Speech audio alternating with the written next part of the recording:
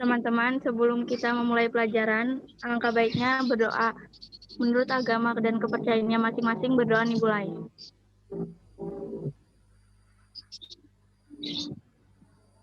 Berdoa selesai. Oke. Terima kasih Cantika yang udah pimpin pembelajaran hari ini. Yang belum on kamera boleh on kamera dulu ya. Bismillahirrahmanirrahim. Assalamualaikum warahmatullahi wabarakatuh. Waalaikumsalam. Waalaikumsalam warahmatullahi wabarakatuh. Gimana nih kabarnya hari ini? Baik, Bu. Baik ya, sehat. Semangat gak buat belajar? Semangat ya. Walaupun mungkin sekali kalian jenuh sama belajar online dengan segala hambatannya, kan kalau misalnya sekolah pasti kalian ketemu sama teman-teman yang lain ya. Jadi walaupun dari rumah agak nggak semangat, tapi ketika di sekolah ketemu teman-teman yang lain, jadi tambah semangat. Semoga dengan adanya Zoom atau Jimit dengan tatap muka online gitu, tetap menambah semangat kalian dalam belajar kayak gitu. Sambil nunggu yang lain juga, saya mau ada sedikit ice breaking atau games biar memulai pembelajarannya lebih semangat lagi dan lebih enjoy gitu. Karena ketika diri kitanya udah senang, udah bahagia, maka pembelajaran itu bakal cepat mudah gitu untuk kita dapetin. Untuk udah siap belum nih games? Saya share screen ya.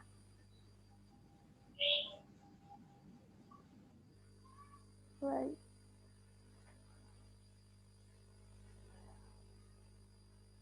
Ada ya? Oh, nanti jawabannya ketahuan.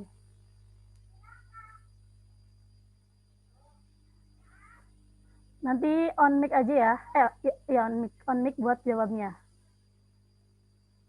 Siap.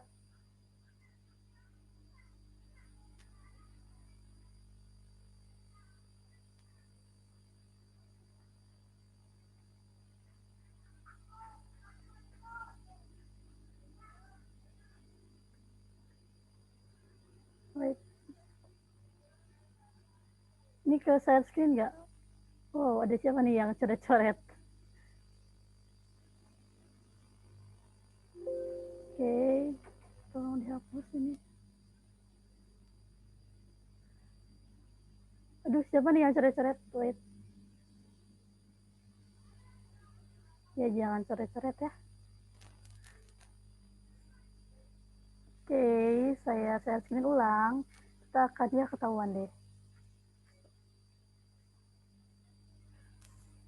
Oke, siap?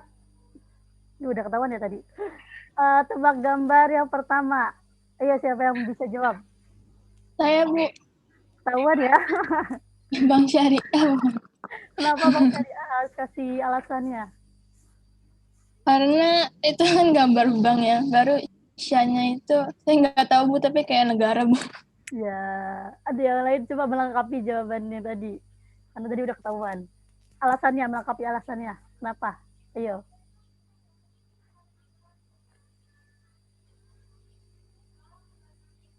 Ayo, ada yang tahu?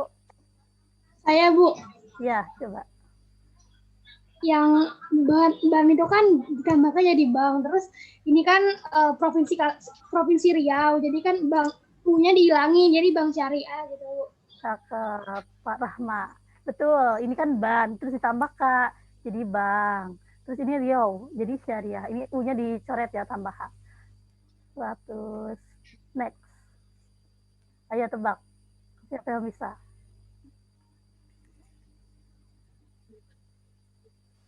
Bagi hasil. Betul, Silmi. Bagi hasil kenapa tuh? Karena itu kan bayi. Terus Y-nya diganti jadi G, jadi bagi. Ya. Terus hamil, S-nya jadi M-nya jadi S, jadi hasil. Betul, debak. Jadinya bagi hasil. Apa itu bagi hasil? Tahu nggak, Silmi?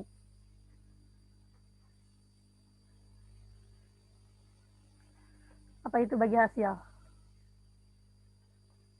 Ya, bagi hasil itu ibaratnya kan kalau misalnya mau konvensional keuntungannya dari bunga gitu. Kalau ini jadi di perbankan syariah bagi hasil namanya, jadi pembagian antara nasabah dan pihak banknya. Dan itu sesuai dengan kesepakatannya antara 50% atau 70% 30% kayak gitu. Oke, ini apa? Ada yang bisa? Ayo yang lain. Yang belum jawab.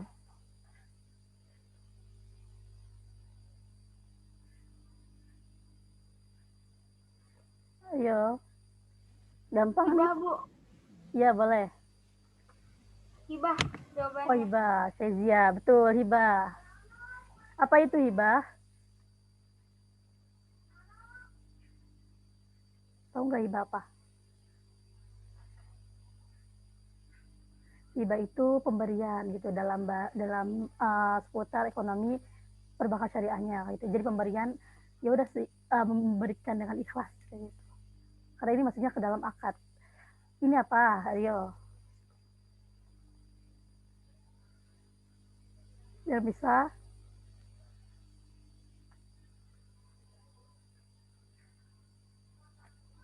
Ayo, siapa nih yang bisa jawab?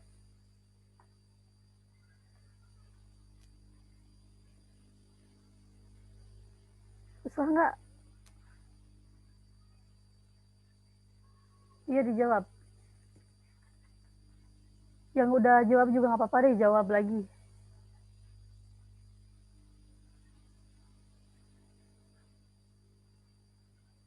Ayo, masa nggak ada yang jawab? Gampang nih.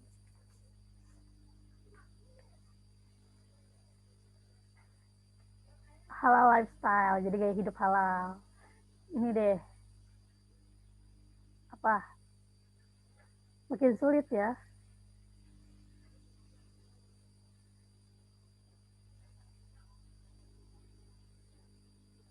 Tentunya kalian kesulitan mikir. Apa? Ini apa? Ini gambar apa yang pertama? Terus yang kedua gambar apa? Baitul Mal. Iya, betul. Siapa tadi yang jawab? Saya melihat. Anissa. Anissa. Kenapa Baitul Mal, Anissa? Kan itu adalah membantah, terus habis itu N-nya diganti I sama A-nya diganti U. Terus ini gedung itu mall. Iya, Jadi betul. Baitul Mal. Iya, Baitul Mal. Lanjut, terakhir. Ini seputar perbankan syariah sih banyaknya.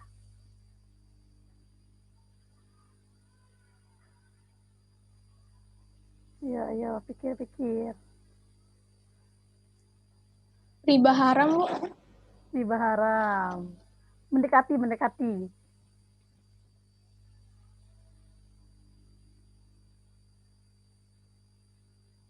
Iya benar, ribanya udah benar. Riba hala. Riba halal. Ada ya riba halal. Berhala, riba halal jadi. Kurang. Dikit lagi.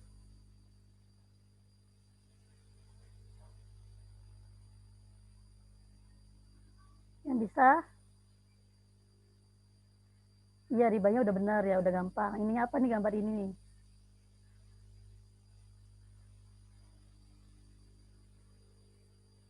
Yang tahu?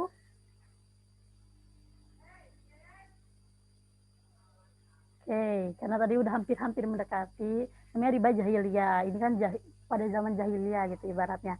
Riba jahiliyah itu riba yang merugikan terus-menerus gitu, yang benar-benar lebih ke tingkatnya menzolimi si pihak peminjam kayak gitu. Oke, udah selesai gamesnya. Udah siap buat belajar materi selanjutnya. Oke. Udah mulai bertambah juga orangnya. Yang belum on cam boleh on cam ya. Langsung on cam aja. Oke, langsung materi. Jangan, ada ini dulu deh. Tantangan dulu.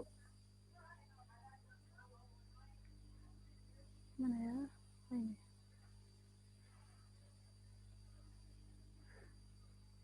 Ini udah saya masukin nama-nama kalian dalam spin.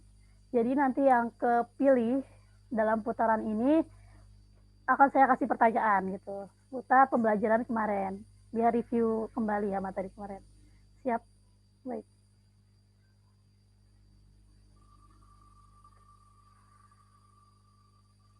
Siapa nih?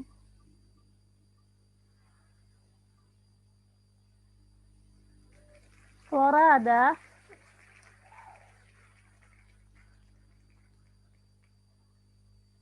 Flora udah bergabung?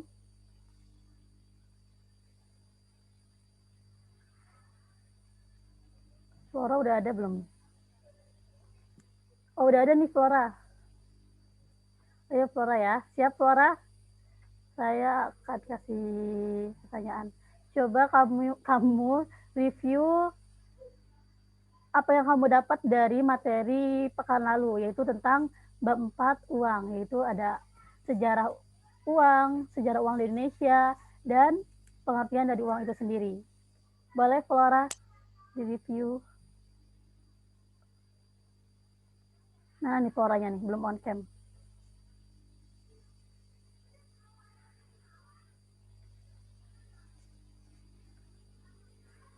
Flora?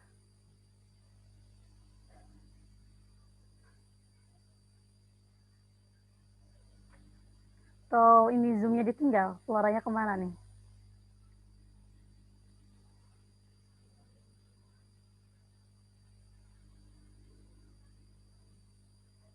Oke, Floranya nggak respon. Kayaknya zoom-nya ditinggal ya. Oke, saya ulang ya, satu nama lagi nih. 1, 2, 3. Dengan pertanyaan yang sama ya.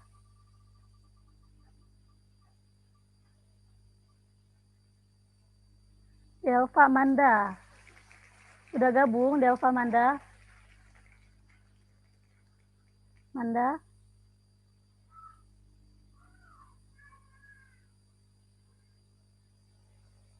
Delva Amanda. Delva Amanda, saya cari. Delva belum bergabung. Oke, lanjut ya.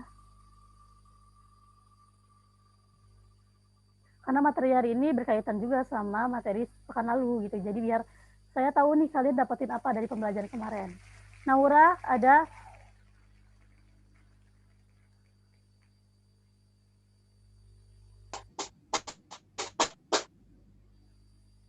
Naura udah join? Mana nih? Atau Flora udah itu belum Flora?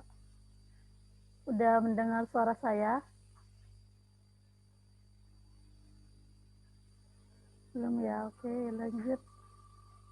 Please yang ada di sini jawab ya. Ismail. Kezia, siapa nih? Kezia, boleh Kezia. Tadi Kezia udah ya, udah join. Apa Bu? Yuk Kezia.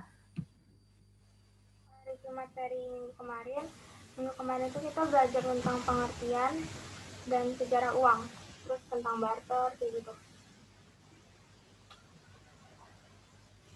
Apalagi detailnya Kezia? Kayak misalnya sejarah uang apa, terus pengertian Kita uangnya. belajar tentang sejarah uang, keadaan ekonomi di Indonesia, masa sebelum dan setelah barter juga. Ya betul. Terus pengertian uang yang habis kamu baca, terus apa yang dapat kamu simpulkan dari definisi uang itu sendiri?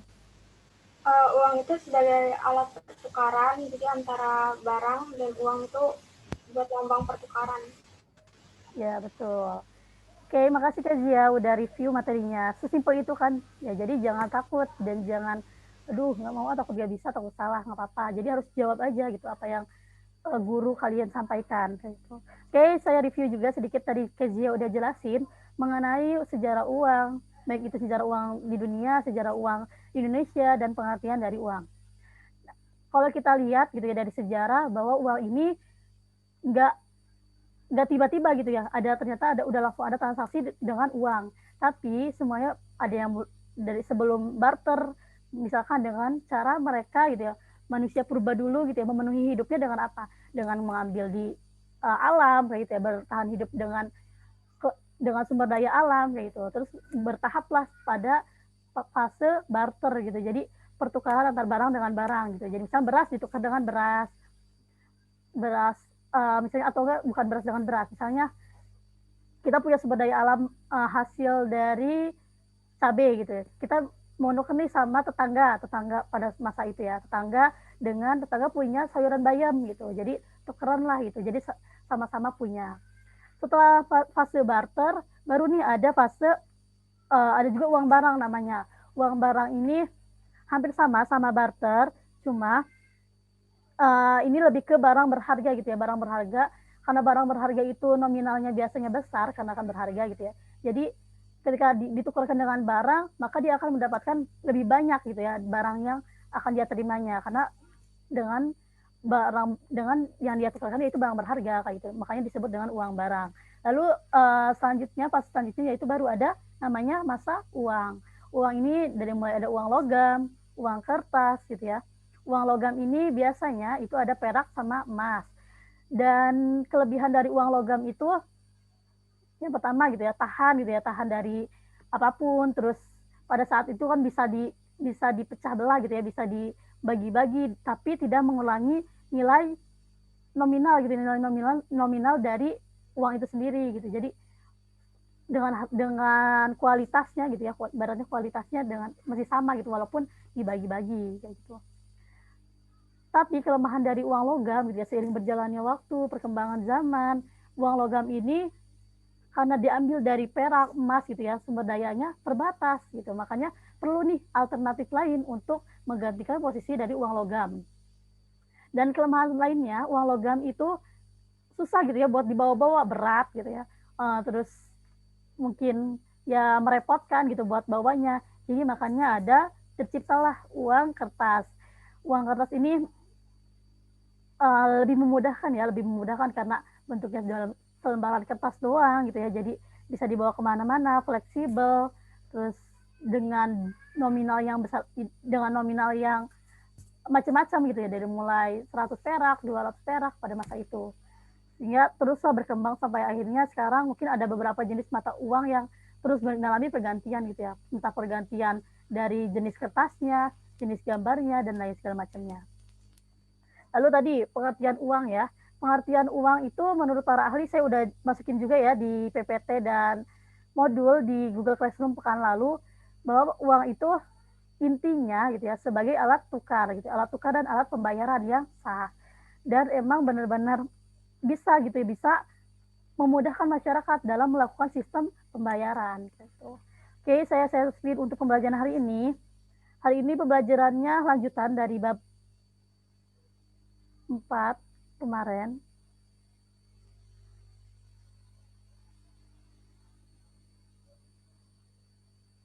Baik. Saya share screen ya.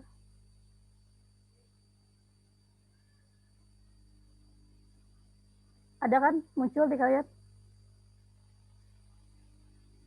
Ada, Bu. Oke. Ada, Bu. Lanjutan dari bab 4, yaitu tentang uang.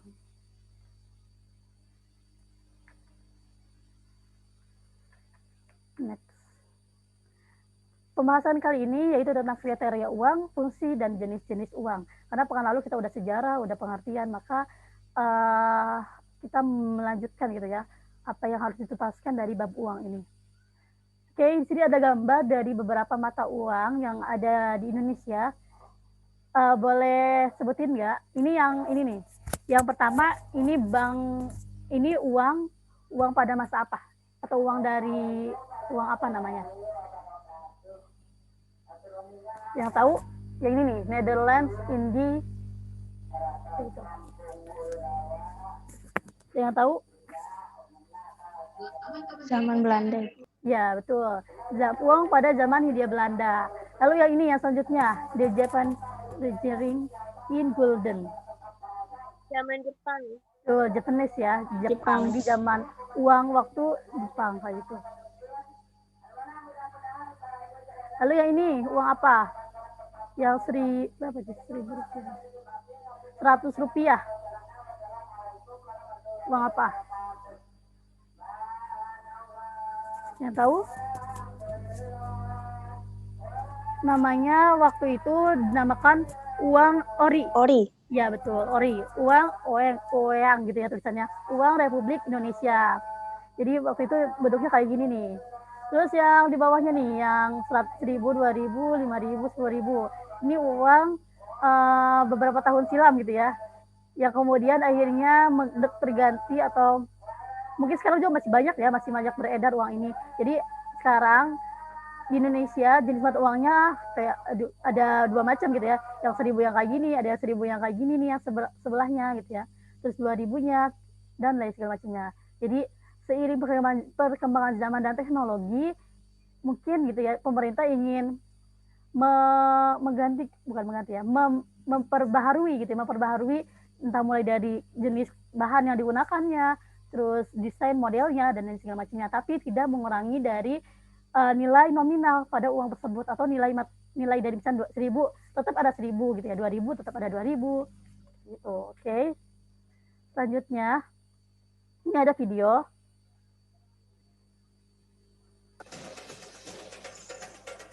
Terdengar suaranya ya? Ya, Bu. Oke. Beneran, Bu.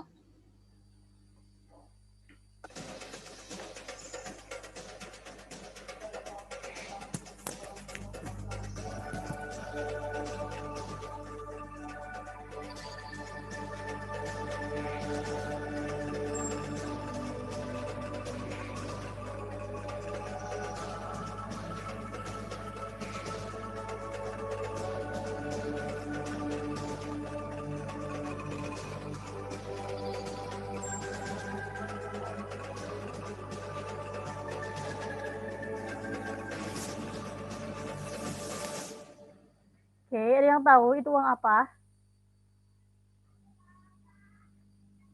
Uang 75.000. Ya, uang yang sempat viral ya, sempat viral di bulan Agustus, yaitu uang 75.000. Dan ini berarti menandakan gitu ya bahwa semakin berkembangnya zaman, teknologi gitu ya, ya bakal berfluktuatif dan diperbaharui gitu. Bahkan sampai Indonesia gitu ya, Bank Indonesia meluncurkan uang 75.000 yang sebelum-sebelumnya belum pernah ada nih, yang emang kayak ini spesial gitu ya di tahun ini, yaitu di 75 tahun Indonesia. Nah, dengan tentunya gitu ya, dengan meluncurkan uang baru ini bukan tanpa alasan gitu ya, Bank Indonesia meluncurkannya, ada makna dan beberapa yang ingin disampaikan dari mata uang 75.000 ini. Nah, di sini dijelasin ya, ada wujud maknanya mensyukuri kemerdekaan, menyongsong masa depan, memperteguh kebinekaan. Karena dalam uang ini banyak banget ya desainnya tentang kebinekaan. Atau ada yang punya di sini uang 75.000? Kebagian? Sempat nukerin nggak? Oh enggak, semuanya enggak nih. Enggak ya. Dan Bank Indonesia kemarin juga masih beberapa hari lalu juga masih itu ya, bisa menukarkan itu di websitenya. Dengan cara kalian menukarkan uang 75.000, kalian akan dapetin uang 75.000 ini gitu. Oke, lanjut. Kriteria uang, apa hal-hal gitu ya yang bisa menandakan barang atau sesuatu dikatakan sebagai dengan uang. Yang pertama yaitu acceptability dan cognizability. Nah, acceptability ini yaitu sebagai syarat utama gitu ya, dari suatu pihak atau badan ketika akan meluncurkan uang.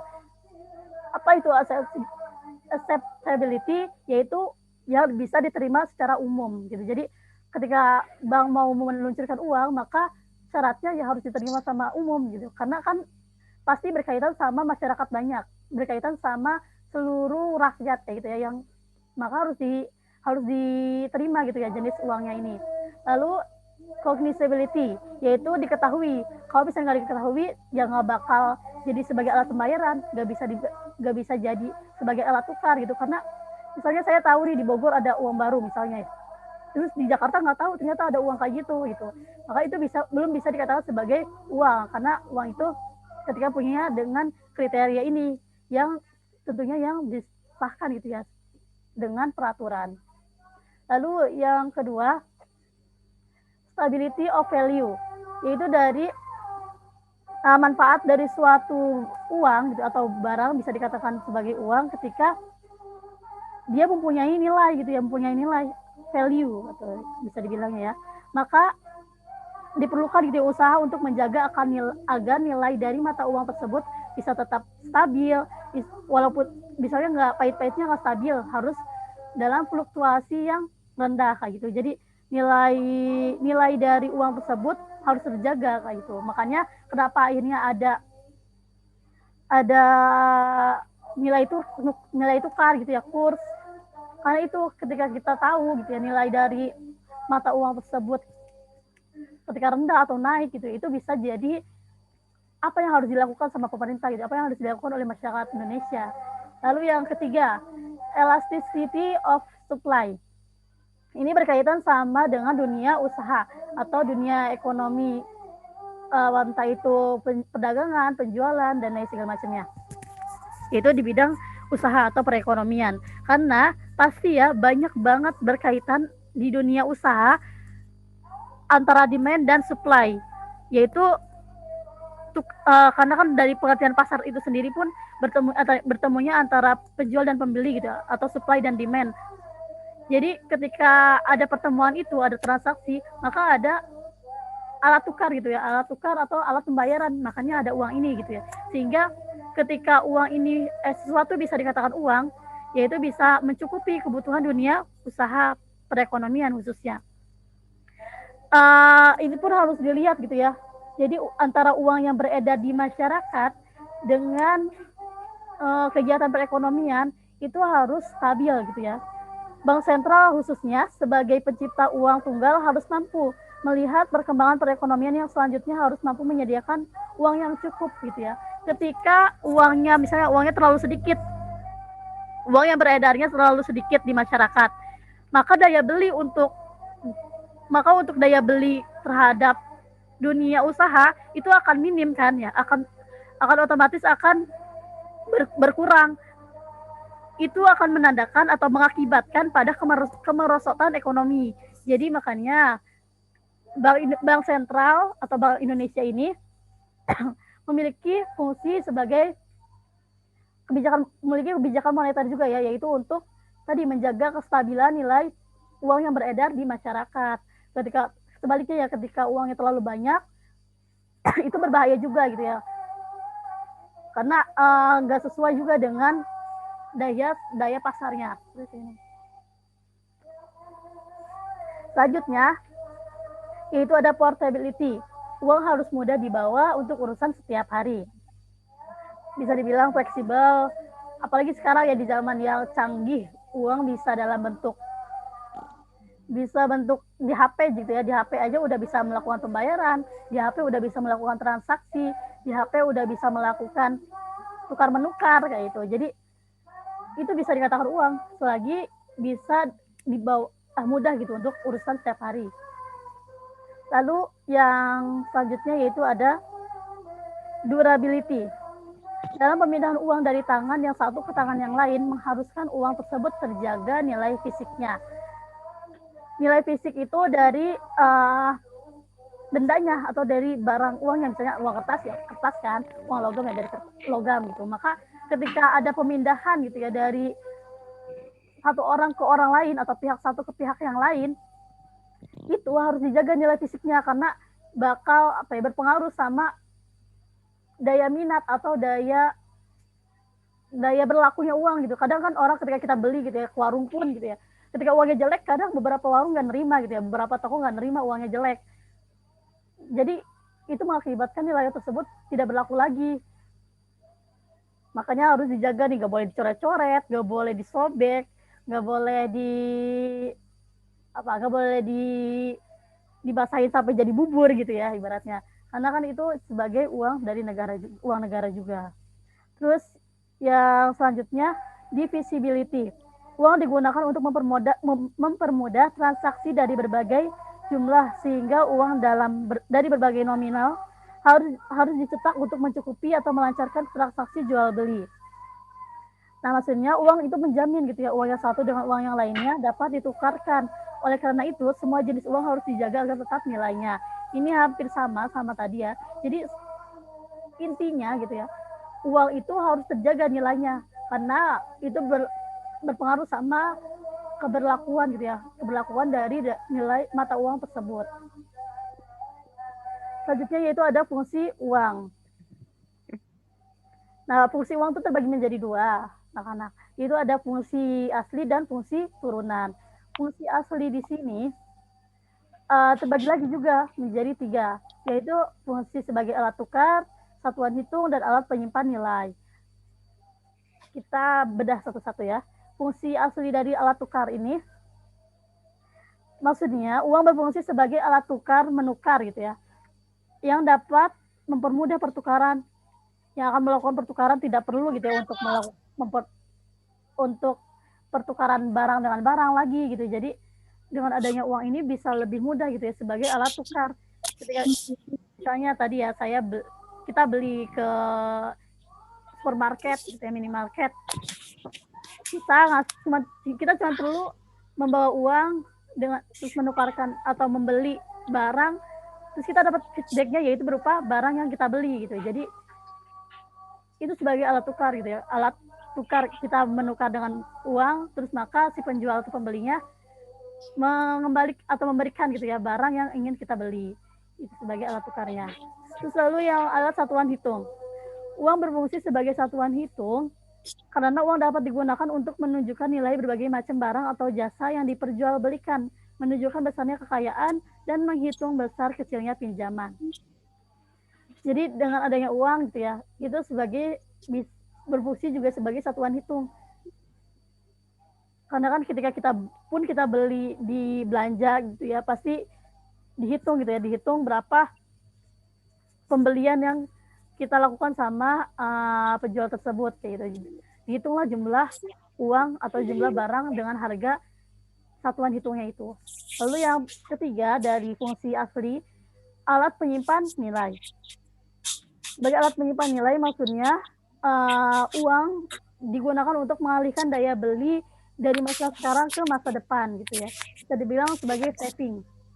Saya sering bilang gitu ya bahwa uang atau lembaga keuangan dan lain segala macamnya yang berkaitan dengan keuangan itu bisa sebagai alat penyimpan nilai gitu ya, sebagai alat untuk merencanakan masa depan gitu ya, untuk saving gitu.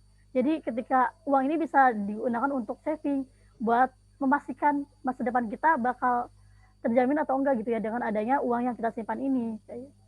Karena lagi-lagi ya uang itu nilai nominalnya itu akan tetap sama gitu ya, 1.000 ya 1.000 di dalam kerasnya gitu ya. Pun dengan nilai ketika dijualnya gitu ya, 2.000 ya tetap 2.000 gitu, walaupun kita menyimpannya atau kita menabungnya gitu ya. Gitu. Terus langsung ada yang kedua fungsinya fungsi turunan. Jadi ada fungsi asli dan fungsi turunan. Fungsi turunan terbagi juga gitu ya, menjadi ada 5 fungsi turunan. Yang pertama sebagai alat pembayaran. Sebagai alat pembayaran pasti ya tadi berhubungan juga sama tadi alat tukar. Karena uang ini pasti berkaitan sama transaksi, berkaitan sama fungsi pasar, berkaitan sama masyarakat dan supply demand gitu ya. Jadi sebagai alat pembayaran ketika kita akan membeli barang, maka kita membayarnya dengan uang. Entah itu uangnya mau uang logam, uang kertas, uang elektronik gitu ya. Itu bisa karena kan masih dalam konteks uang. Lalu yang kedua, untuk menentukan harga. Ini untuk menentukan harga banyak gitu ya, lumrah banget bagi kita ketika ke pasar, atau mungkin sekarang di Shopee, di Lazada gitu ya. Ya udah kalau misalnya pas penjualan pasti akan ada harganya gitu ya, ada harganya atau ada harga yang tertera gitu ya. Maka misalnya kayak harga baju 50.000 itu udah masuk ke dalam fungsi uang untuk menentukan harga gitu ya. Jadi barang tersebut bernilai sejumlah uang berapa, yaitu uang 50.000. Lalu yang ketiga sebagai alat pembayaran utang. Ya pasti ya, kita bayar utang dengan uang kayak gitu. Jadi kita minjem uangnya, misalnya ke bank, minjem ke bank 100.000. Kalau misalnya bank konvensional pasti ada bunganya ya. Maka kita harus bayarnya juga dengan uang 100.000 gitu, dengan plus bunganya mungkin. Terus yang keempat sebagai alat pemindahan kekayaan atau modal.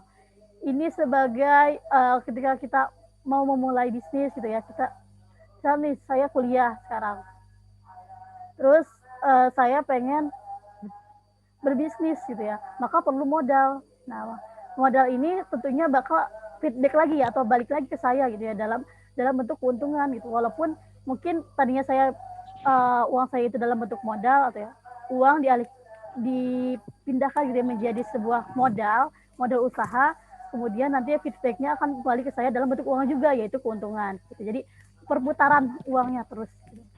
Terus yang terakhir dari fungsi turunan, sebagai alat untuk meningkatkan status sosial. Ini udah kelihatan banget gitu ya, atau di zaman sekarang apalagi ya, semua orang berlomba-lomba untuk meningkatkan status sosialnya gitu di masyarakat. Karena gitu ya, identiknya masyarakat itu menilai seseorang dari kekayaannya gitu ya, dari materinya, apa yang dia punya gitu, kekayaan apa yang dia punya, untuk meningkatkan status sosial atau derajat sosial bisa dibilang. Makanya ini seharusnya ini bisa dikatakan positif dan negatif. Negatifnya itu berpengaruh sama nanti bakal ada ketimpangan sosial gitu ya, ketimpangan sosial di tengah masyarakat.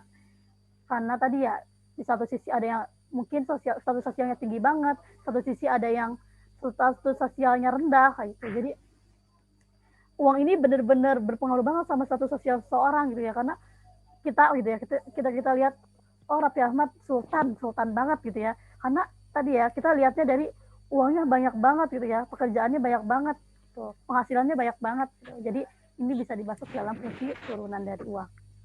Lalu yang pembahasan terakhir, jenis uang. Jenis uang terbagi menjadi 4. Yang pertama, berdasarkan nilai yang terkandung dalam bendanya. Nah, berdasarkan dari bendanya ini terbagi lagi gitu ya, menjadi uang penuh dan uang tanda, atau bisa dibilang uang nominal dan nilai nominal dan nilai intrinsik. Nah, apa itu nilai nominal? Adalah nilai tetap gitu yang dibutuhkan atau dicapkan pada uang, baik pada uang kertas dan uang logam itu sendiri. Jadi yang uang nominal ini yang tertera gitu, yang tercantum pada uang tersebut atau benda tersebut. Lalu nilai intrinsik itu apa? Nilai intrinsik yaitu nilai sebenarnya gitu ya, yang terkandung dalam benda yang digunakan sebagai uang. Pada benda yang disebut uang gitu ya, di mana nilai nominal dan nilai intrinsik itu akan terdapat kemungkinan gitu ya, bahwa nilai nominal sama dengan nilai intrinsik, atau nilai nominal lebih tinggi dari nilai intrinsiknya itu bisa terjadi kemungkinan tersebut. Nah, ketika nilai nominal sama dengan nilai intrinsiknya, itu masuk ke dalam nilai uang penuh gitu. Jadi apa nilai yang tercantum pada benda, atau misalnya kayak uang 100.000 gitu ya, 100.000, nilai nominalnya yang tertera 100.000 gitu ya. Ketika di pasar atau di lapangan, di kegiatan ekonominya itu 100.000 juga gitu ya, maka itu masuknya ke dalam nilai penuh, uang penuh. Lalu ada uang tanda. Uang tanda itu terjadi ketika nilai nominalnya atau nilai yang terseranya lebih tinggi daripada nilai jualnya. Misalnya bisa jadi gitu ya, uang jelek, misalnya uang 100.000 tapi udah lecek, udah lusuh banget gitu ya. Terus ketika kita coba digunakan atau untuk membeli sesuatu, tapi penjualnya nggak nerima gitu, uangnya jelek. Gimana kalau misalkan ini jadi uangnya jadi 90.000 aja nih bisa dapat barang ini gitu. Jadi itu mengurangi nilainya, karena itu bisa disebut sebagai uang tanda ketika uang nominalnya tidak sama, atau uang nominalnya lebih tinggi dari nilai intrinsiknya, atau sebaliknya gitu. Terus yang selanjutnya, jenis uang berdasarkan dari bahan yang digunakan, yaitu ada dua juga, yaitu ada uang logam dan uang kertas. Nah, uang logam ini terbuat dari logam tentunya ya, dan biasanya itu emas, perak. Kan kalau kita dulu gitu ya pernah dapat uang yang 500 perak gitu ya, yang kayak emas gitu ya. Terus ada juga yang sekarang 500-nya perak gitu. Jadi itu masuk dalam jenis uang berdasarkan bahannya. Lalu ada uang kertas, uang yang terbuat dari kertas. Nah, ini tentunya gitu ya mempunyai kelebihan dan kekurangannya masing-masing. Di setiap jenis mata uang ada nilai nominal dan nilai intrinsiknya gitu ya. Entah itu mulai dari nilai dari uang logam atau uang kertas gitu. Tadi ya udah jelas ya nilai intrinsik dan nilai nominal yang udah saya jelasin.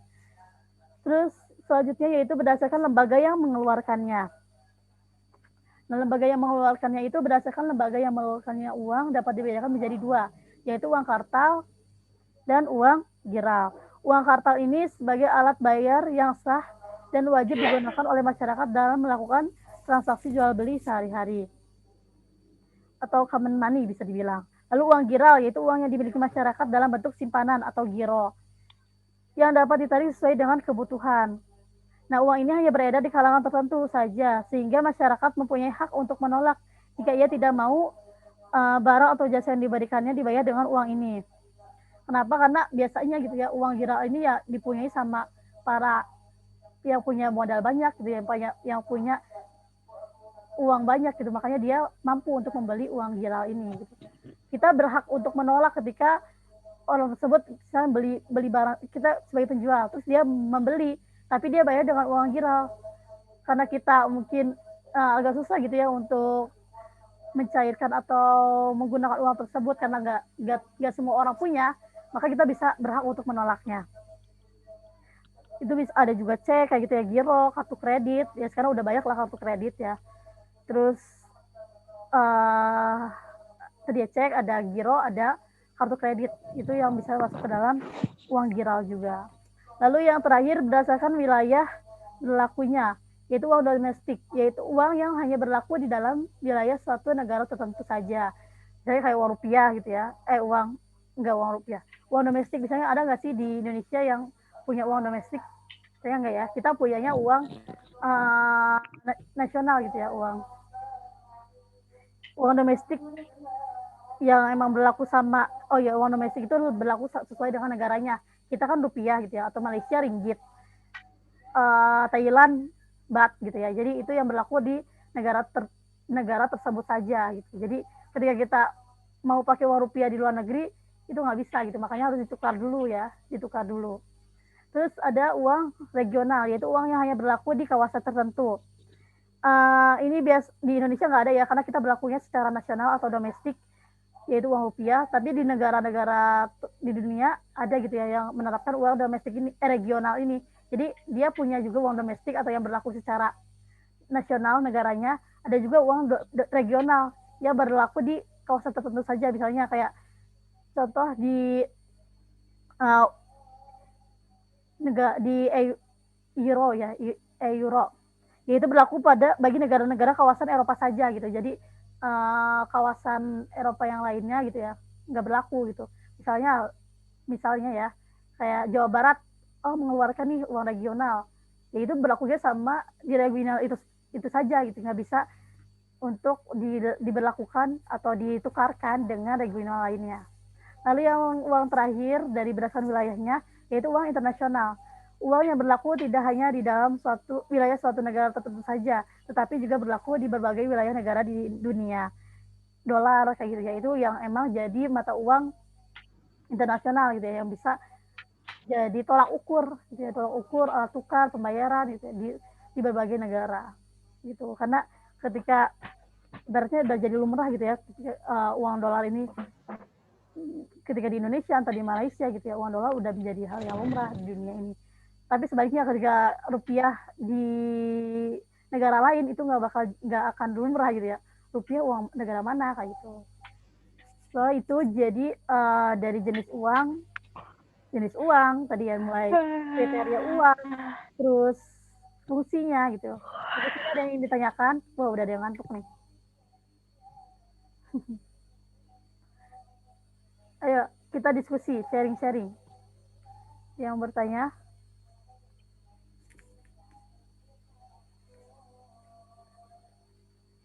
ada yang bertanyain nggak? Atau udah paham semua?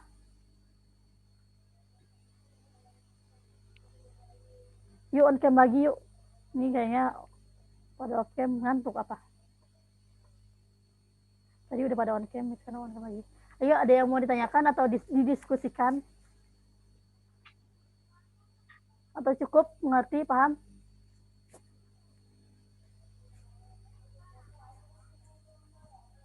Gimana anak-anak?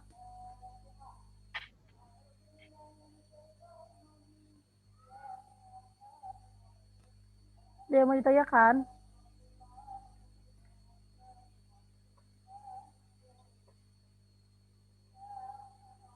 Ada ya.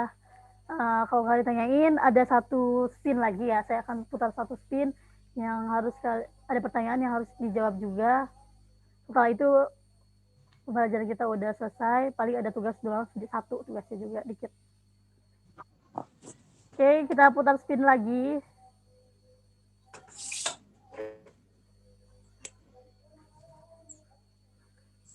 Siap-siap.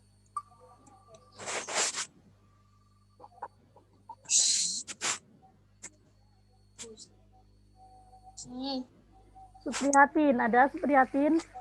Udah join?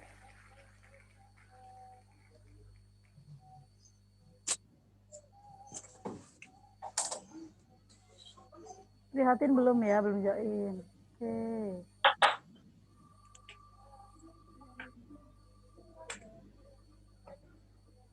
Yang lain sambil on cam juga ya. Tuh udah ada Rahma, Naila, Nurma pada on cam. Cantika. Wah, Cantika. Cantika, nggak susah-susah. Jangan takut salah ya, tadi saya bilang lagi. Pertanyaannya, tadi kan kita bahas tentang mata uang, entah itu dari mulai Hindia Belanda, Jepang, Ori, terus sampai uangnya sekarang, berlaku sekarang gitu ya. Sampai ada tadi uang 75.000. Pengen tahu dong tanggapan kamu dengan adanya Bank Indonesia meluncurkan uang 75.000. Ini mungkin udah ditanyakan juga ya sama saya di tugas pekan lalu. Berikan pandangan kamu terkait Bank Indonesia meluncurkan uang baru nominal 75.000. Coba gimana menurut pandangan kamu? Kalau pandangan itu biasanya nggak ada yang salah gitu ya. Jadi kita akan terima apapun pendapat kamu. Ya, Cantika.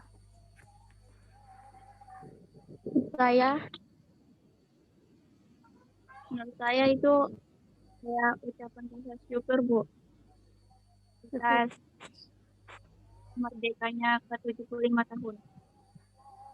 Ya, terus selain itu, kamu setuju nggak dengan adanya uang tersebut? Apakah itu hanya menambah-nambah uang saja di Indonesia gitu? Karena kan pasti nggak lumrah gitu, karena dengan nominal 75.000 yang baru ada di tahun ini. Gitu. Gimana menurut kamu? Kamu setuju nggak? Setuju ya. Ya. Karena bisa memudahkan juga ya dengan 75.000 kita nggak usah harus mengeluarkan 50.000, 20.000, 5.000 gitu ya. Tapi dengan satu lembar bisa gitu. Tapi itu belum bisa berlaku secara terus-menerus ya atau secara umum uang 75.000 ini. Oke, karena ada lagi yang mau tanya, ada yang mau bertanya atau diskusikan sebelum nanti ditutup?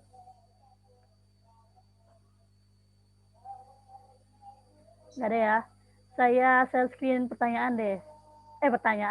Tugas. Tugasnya udah saya upload juga ya di Google Classroom. Cuma satu tugasnya.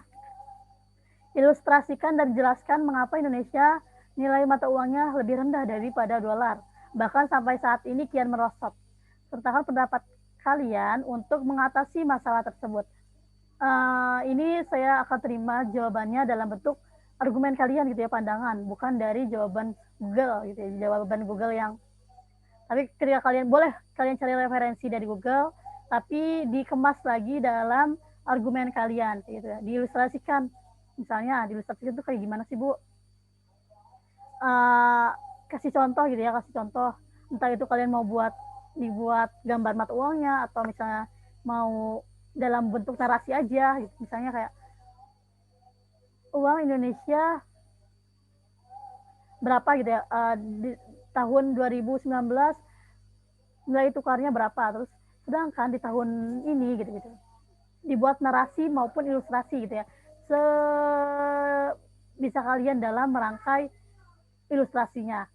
Saya serahkan ke kalian gitu ya untuk jawabannya, lalu dijelasin juga gitu kenapa Indonesia nilai mata uangnya lebih rendah dari dolar dan sampai saat ini bahkan lebih merosot, kenapa itu penyebabnya.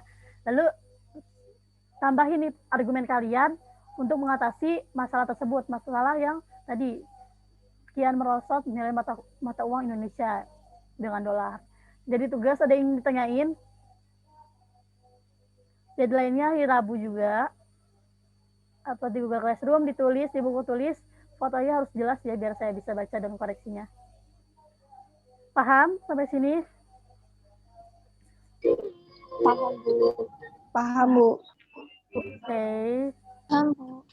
Udah ya, ada yang tanya lagi nggak sebelum ditutup nih? Cukup ya. Kalian akan itu aja pembelajaran hari ini. Karena waktunya juga udah jam lebih. Dari Bu Estu ada yang mau disampaikan dulu nggak, Bu? Atau cukup ditutup?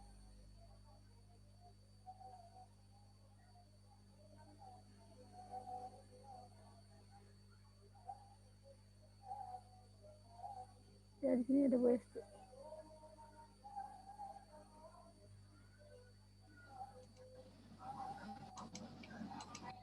Terima kasih Bu Ana.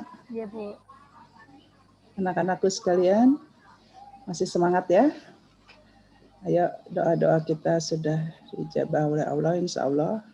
Hari ini udah ada berita menggembirakan. PSBB-nya sudah transisi lagi, ya udah menggembirakan. Dengan bantuan kalian selalu menjaga kesehatan, tidak keluar rumah. Mudah-mudahan dalam waktu dekat kita akan bertatap muka di dalam kelas. Ya. Terima kasih Bu Ana untuk pembelajaran hari ini. Saya pikir udah banyak sekali ilmunya yang sudah diambil. Mudah-mudahan semua terserap oleh anak-anak. Ya. Tadi juga udah ada kuis-kuis, sudah melihat gambar sambil berpikir. Secara tidak langsung udah belajar. Ya, ada apa tadi ban motor dengan ini malah ada apa tadi berhala segala ya. Udah menarik menurut saya ya. Mudah-mudahan anak-anak dengan cara-cara yang Bu Ana pakai nggak bosan. Itu saja mungkin Bu Ana. Silahkan dilanjut. Saya mantau saja dulu ya. Ya, Bu. Makasih, Bu. Ada yang mau diskusikan lagi anak-anak? Kalau tidak ada berarti kita tutup aja. Gimana? Udah paham? Udah nggak ada yang didiskusikan?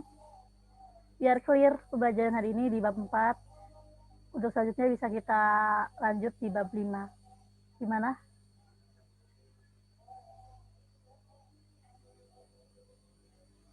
Paham ya? Bu. Ya, siap. Oke, tutup aja. Kalau gitu biar kalian melanjutkan pelajaran selanjutnya juga, mata pelajaran selanjutnya.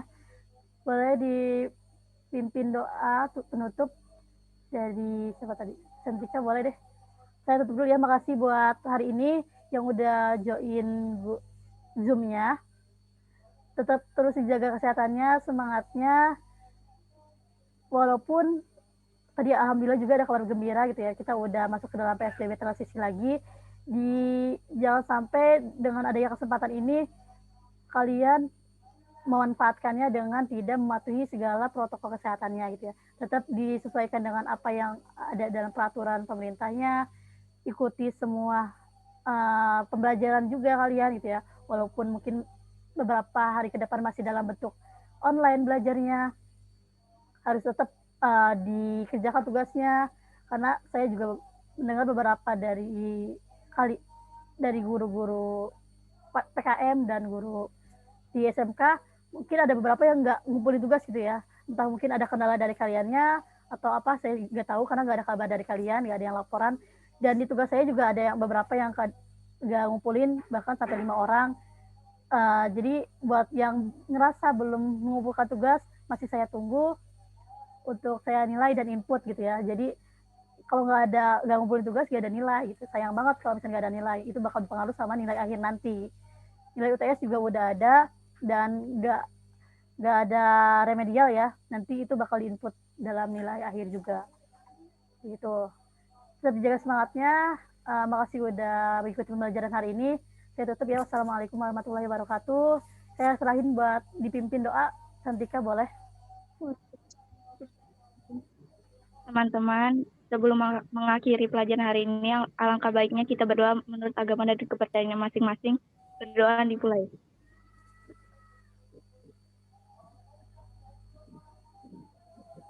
Berdoa selesai.